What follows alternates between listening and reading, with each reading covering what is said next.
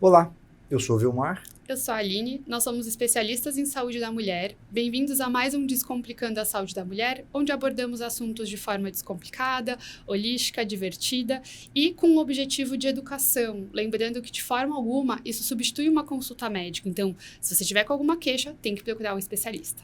E hoje nós vamos trazer aquela paciente que refere: fiz uma ultrassonografia, apareceram cistos nos meus ovários. Isso é uma doença importante, Aline? Ótima pergunta.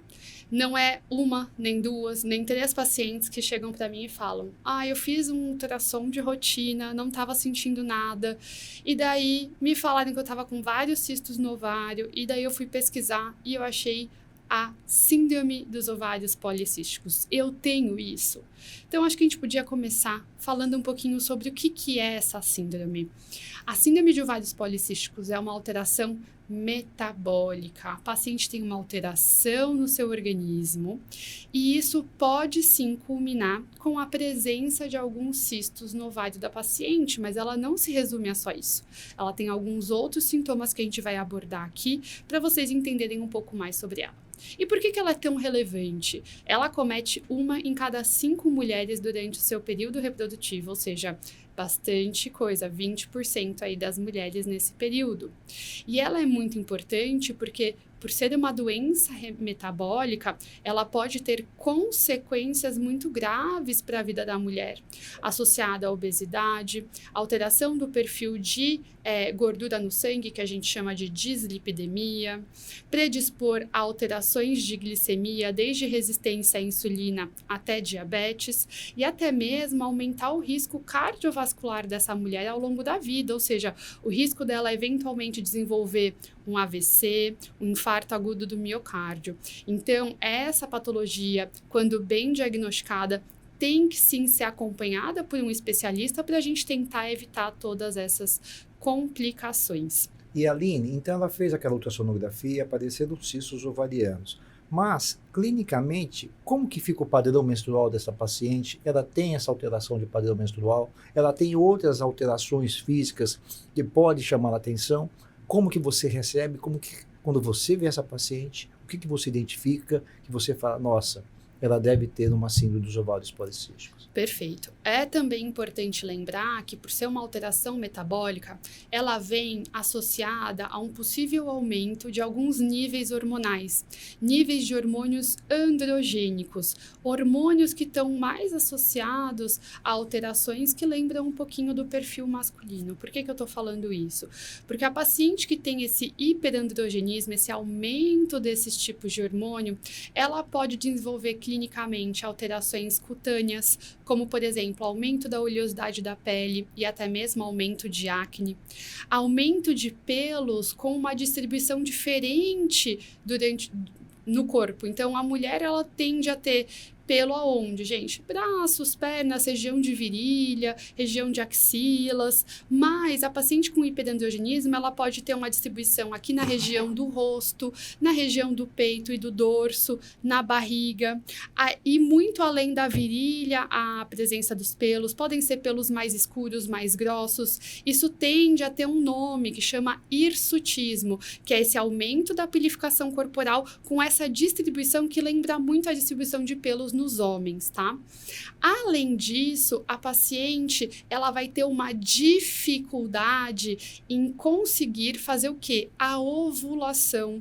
Os ovários dela, pelas alterações metabólicas e de hormônios, não consegue fazer a sequência de hormônios necessária para ovular. E por que isso é importante? Porque a paciente que não ovula, ela não menstrua. Então, essa paciente, ela pode trazer para mim a queixa de que ela não está tendo uma regularidade menstrual. Não é uma irregularidade como aquela paciente que simplesmente não menstrua todo mês no mesmo dia. Isso não quer dizer que seja algo patológico, mas ela traz a queixa de que ela pode ficar 40, 50, 60 dias sem menstruar, ou seja, um intervalo muito grande entre um ciclo e outro, e isso vai chamar minha atenção. Então, Aline, toda paciente que chega no seu consultório, no nosso consultório, com essa irregularidade menstrual, com atraso, aquele ciclo alongado, né, da menstruação, demorando 40, 60 dias para vir o próximo ciclo, você vai rotular ela de SOP ou você utiliza alguns critérios específicos para dizer, não, essa paciente tem realmente um SOP, nós temos que tomar cuidado com ela para evitar todos esses agravos à saúde que você comentou. Olha, ótima pergunta. Há muitos anos, a gente não tinha critérios específicos para fazer o diagnóstico. Então, você pegava meninas muito jovens que a gente já comentou em outro vídeo, não é incomum quando a menina tem a primeira menstruação, a menarca, ela ter um padrão irregular de menstruação pela imaturidade ali do corpo dela em conseguir menstruar. Então, isso é normal.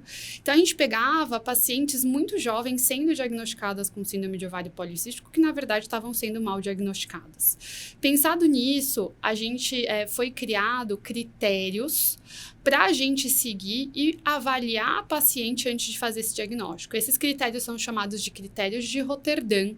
Eu avalio 3 critérios e a paciente tem que ter pelo menos 2 desses 3 para eu fazer o diagnóstico. Quais são esses critérios? O primeiro deles é a irregularidade menstrual, com essa característica de um intervalo muito grande entre um ciclo e outro, que a gente chama de ciclos hispanomenorreicos, por exemplo, um termo específico aqui da ginecologia.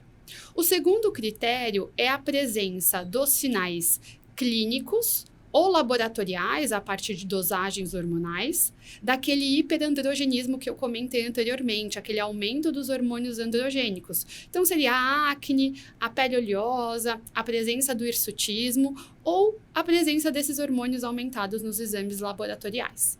E o terceiro critério é a presença dos múltiplos cistos distribuídos ali na periferia do meu ovário, presentes ao ultrassom, que pode ser pélvico ou transvaginal.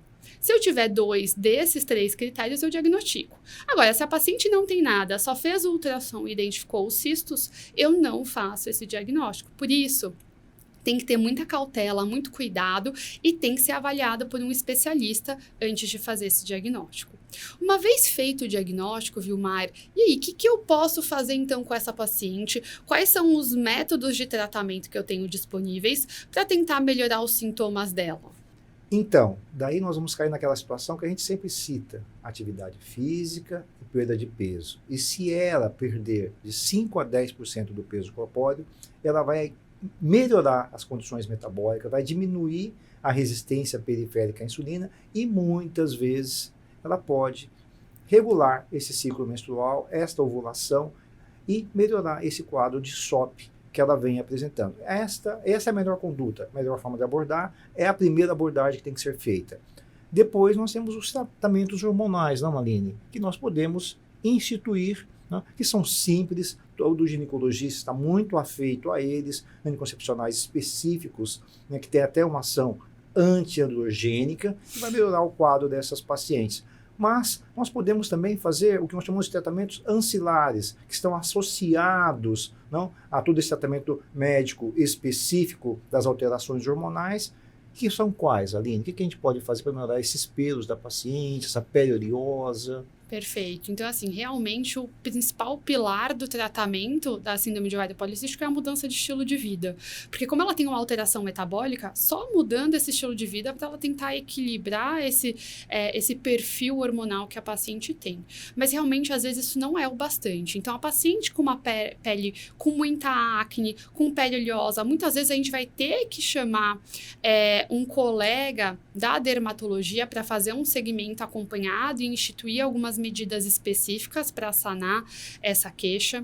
Em situações em que a paciente tem uma pilificação aumentada, às vezes a gente vai ter que realmente utilizar, por exemplo, uma depilação específica para aquela paciente para conseguir corrigir essa distribuição diferente de pelos no corpo. E é importante lembrar que eu citei anteriormente que a paciente com síndrome de ovário policístico, quando ela tem a irregularidade menstrual, ela não está ovulando.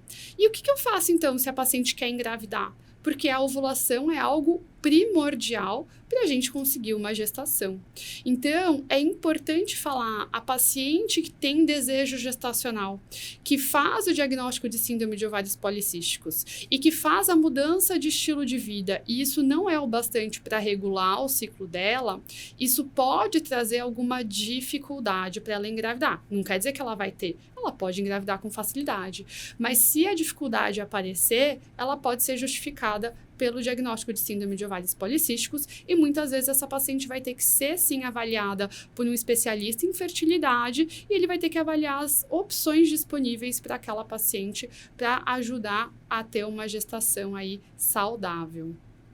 E agora, Aline, mais alguma coisa relevante em relação à síndrome dos ovários policísticos? Eu acho que a única coisa que a gente tem que deixar de mensagem é lembrar que é uma patologia metabólica que pode ter repercussões muito importantes para a vida, não só do momento da paciente, mas a longo prazo, que ela precisa ser levada a séria. E por ela ser metabólica, a gente tem que lembrar que muitas vezes vai precisar de uma equipe multiprofissional acompanhando essa paciente. O ginecologista, às vezes o dermatologista, se já tiver uma alteração cardiovascular importante, um cardiologista, se ela vai fazer a mudança de estilo de vida, uma nutricionista, um educador físico, entre outros. Então, é importante a gente passar realmente o quão grande pode ser esse acompanhamento da paciente. É um tratamento multidisciplinar, não? Exatamente. E lembrar que se ela não tem nenhuma dessas alterações, ela faz a ultrassonografia, tem um cistozinho aqui, outro cistozinho lá, isso não é síndrome dos ovários policísticos, é uma doença metabólica. Não? Exatamente. Então, falado isso, vamos falar então sobre os 3 pontos-chave aqui da nossa conversa de hoje. 1. Síndrome de ovários policísticos, a gente vai fazer o diagnóstico baseado nos critérios de Rotterdam. Então, eu tenho o primeiro critério, que é a irregularidade menstrual, o segundo critério, sinais clínicos ou laboratoriais de hiperandrogenismo, e o terceiro critério, a presença de múltiplos cistos na periferia dos ovários ao ultrassom, sendo que eu preciso de 2 desses 3 critérios para fechar o diagnóstico. 2. Principal pilar de tratamento é a mudança de estilo de vida, lembrando que é uma doença metabólica. E 3. Por ter uma alteração sobre a ovulação, pode impactar na fertilidade da mulher. E se isso for o caso, talvez ela precise de uma avaliação do especialista em fertilidade. Acho que é isso, hein, Vilmar? Ótimo, Aline, parabéns, excelente mais uma vez. Mais uma vez. E então, se você tem gostado dos nossos vídeos, por favor, se inscreva no nosso canal, não deixe de dar o like e acione o sininho, porque daí você vai receber notificação. Nós temos feito vídeos diários com assuntos extremamente importantes para a saúde feminina. E não deixe de deixar aqui nos comentários alguma dúvida, curiosidade, alguma coisa que a gente não abordou, que a gente vai tentar responder da melhor forma. Obrigado. Obrigada, até a próxima. Tchau.